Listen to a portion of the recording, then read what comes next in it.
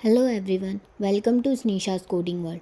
तो last video में हमने फॉर्म्स के बारे में ब्रीफ में समझा, जिसमें हमने कई सारे इनपुट टैग्स देखे और उसके अलग अलग टाइप के एट्रीब्यूट्स देखे। जैसे हमने टाइप्स में टेक्स्ट पढ़ा था, ईमेल पढ़ा था, पासवर्ड पढ़ा था, डेट, नंबर, सबमिट, रीसेट और भी बहुत सारे टाइप्स के बारे में पढ़ा था। हमने कॉमेंट्स को अच्छे से समझा कि कॉमेंट्स क्या होता है और कॉमेंट्स को लिखते कैसे हैं। और इस वीडियो में हम और भी कई सारे इनपुट टैग्स और उनके टाइप्स के बारे में पढ़ेंगे और भी दूसरे बहुत सारे एट्रीब्यूट्स के बारे में देखेंगे। पहले इसको हम पोर्ट कर लेते हैं। तो लास्ट वीडियो में हमने ये सारे टैग्स के बारे में बहुत अच्छे से समझा, जिसमें सबमिट डाटा को बैकएंड में सबमिट करने के लिए यूज़ होता है और रीसेट डाटा को रीसेट करने के लिए यूज़ होता है। अब हम इस वीडियो में चेकबॉक्स और रेडियो बटन्स के बारे में पढ़ेंगे। तो चेकबॉक्स को हम एक एग्जाम्पल के थ्रू समझते हैं। तो हम लिखते हैं आर यू एलिजिबल कॉलन और एक इनपुट टैग लगा लेते हैं जिसका टाइप दे देते हैं चेकबॉक्स। चेकबॉक्स स्पेलिंग मिस्टेक हो गई, इसको हम करेक्ट कर लेते हैं। और नेम और आईडी को अभी हम हटा देते हैं, अभी इसकी कोई इतनी ज़्यादा ज़रूरत है नहीं। ये CSS और जावास्क्रिप्ट में यूज़ होगी तो हम वहाँ पर इसके ऊपर कॉन्सेंट्रेट करेंगे। तो ये हमारा चेकबॉक्स आ गया। हम इसको चेक्ड, अनचेक कर सकते हैं। तो ये होता है चेकबॉक्स का काम। हम इसको थोड़ा सा अच्छा बना लेते हैं, BR टैग लगा लेते हैं ताकि ये थोड़ा सा दिखने में अच्छा दिखे।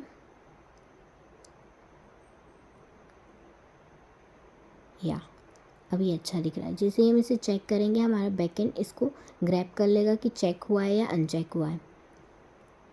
अब इसके अंदर हम एक एट्रीब्यूट दे देते हैं जो होता है चेक्ड। अब इसके अंदर जैसे ही हमने चेक दिया तो हमारा जो चेकबॉक्स है वो ऑटोमेटिकली चेक्ड आएगा, हमें इसको चेक करने की ज़रूरत नहीं रहेगी। इसको अनचेक कर सकते हैं, बट जैसे ही हम इसे रिफ़्रेश करेंगे ये वापस से चेक्ड हो जाएगा। ये तो ये होता है चेक प्रॉपर्टी। इसको हम हटा देते हैं अभी। और रेडियो बटन्स के बारे में समझ लेते हैं कि रेडियो बटन्स क्या होती है। तो इसको भी हम एक एग्जांपल के थ्रू ही समझते हैं कि रेडियो बटन्स क्या होती है। हम एक जेंडर का एग्जांपल ले लेते हैं। तो हम लिख लेते हैं जेंडर मेल और इनपुट टैग लगा लेते हैं जिसका टाइप दे देंगे हम रेडियो।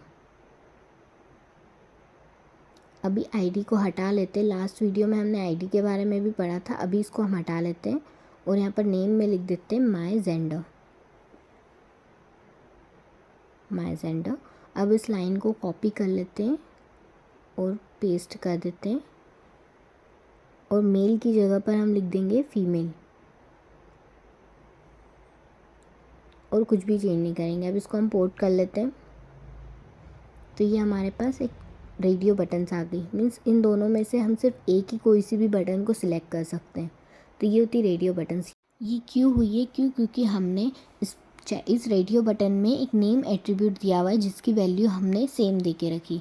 इस कारण हम किसी एक को ही इसमें से सिलेक्ट कर सकते हैं। अगर हम दो चेकबॉक्स में नेम की वैल्यू सेम रखेंगे तो हम सिर्फ एक ही चेकबॉक्स को सिलेक्ट कर सकते हैं, दोनों को सिलेक्ट नहीं कर सकते।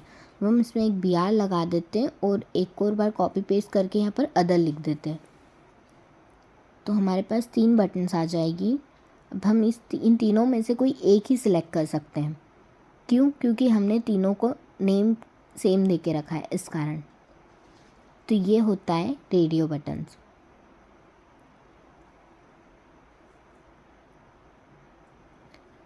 अब हम इसमें और थोड़ा आगे बढ़ते हैं और एक और टॉपिक के बारे में समझ लेते हैं जो होता है टेक्स्ट एरिया।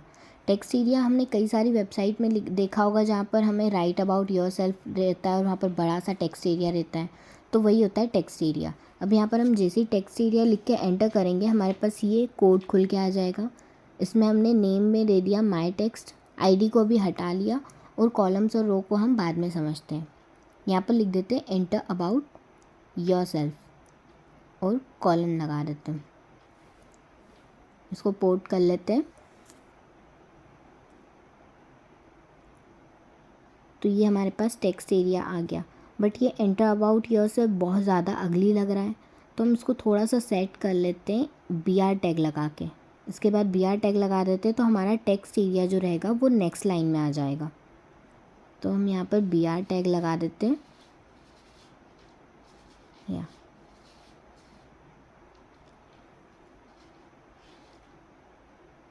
तो ये अब हमारा थोड़ा ठीक ठाक सा लग रहा है। तो ये हमारा नेक्स्ट लाइन में आ गया। अब हम इसके अंदर कुछ भी लिख सकते हैं जो कि हमारा बैकएंड ग्रैब कर लेगा जैसे ही हम सबमिट करेंगे।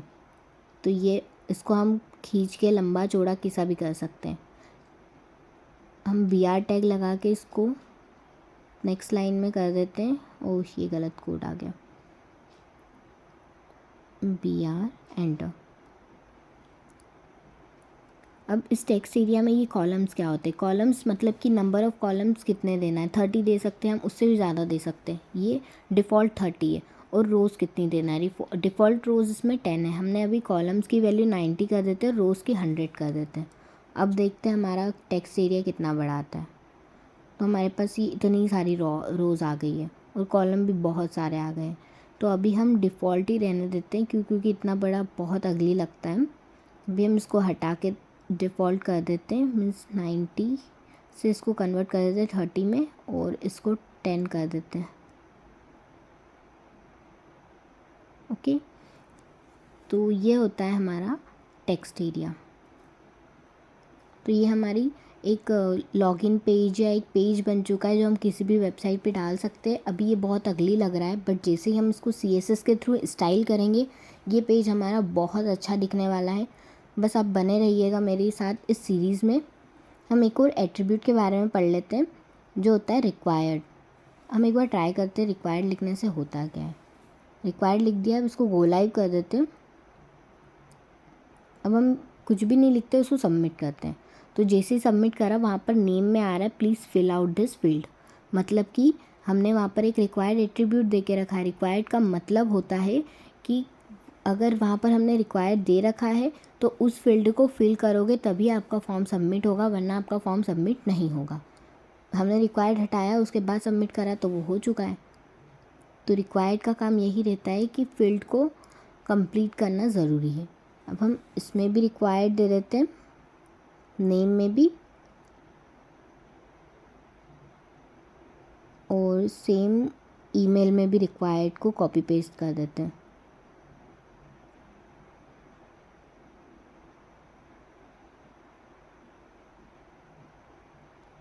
यस, अब हम एक काम करते हैं, सबमिट करते हैं। तो उसने नेम मांगा, अब नेम को फिल कर देते हैं। हम नेम में कुछ भी दे देते हैं, लाइक ईशा जायसवाल। अब हम इसके बाद सबमिट करते हैं। तो अब ये ईमेल भी मांग रहा है, क्योंकि हमने ईमेल में भी रिक्वायर्ड एट्रीब्यूट डाल दिया है। तो ये होता है रिक्वायर्ड का काम कि हमें फिल करना ज़रूरी है उस वैल्यू को जहाँ पर हमने रिक्वायर्ड एट्रीब्यूट डाला है। तो हमने इस वीडियो में टाइप टेक्स्ट पढ़ा, ईमेल पढ़ा, पासवर्ड के बारे में पढ़ा, डेट्स क्या होती है उसके बारे में भी पढ़ा, नंबर्स के बारे में पढ़ा, एज अ बोनस वैल्यू हमने चेक बॉक्स के बारे में पढ़ा, और चेक बॉक्स में किस टाइप से हम चेक्ड एट्रीब्यूट डालते हैं उसके बारे में भी पढ़ा। हमने रेडियो बटन्स के बारे में पढ़ा, टेक्स्ट एरिया के बारे में पढ़ा, जो हमने कई सारी वेबसाइट्स में देखा है कि टेक्स्ट एरिया हमें मिलता है, तो वो अब हम बहुत इजीली एक सिर्फ टैग के थ्रू लगा सकते हैं। हमने सबमिट टैग के बारे में पढ़ा जो कि हमारे फॉर्म को बैकएंड में सबमिट करता है, और रीसेट टाइप जो रहता है वो हमारे फॉर्म को रीसेट कर देता है। ये होता है हमारे फॉर्म का पूरा स्ट्रक्चर। अगर आप लोगों को ये वीडियोस पसंद आ रहे हो तो इस प्लेलिस्ट को ज़रूर से ज़रूर एक्सेस कर लेना, और इस वीडियो को लाइक करना बिल्कुल मत भूलना। Thank you so much guys for watching this video.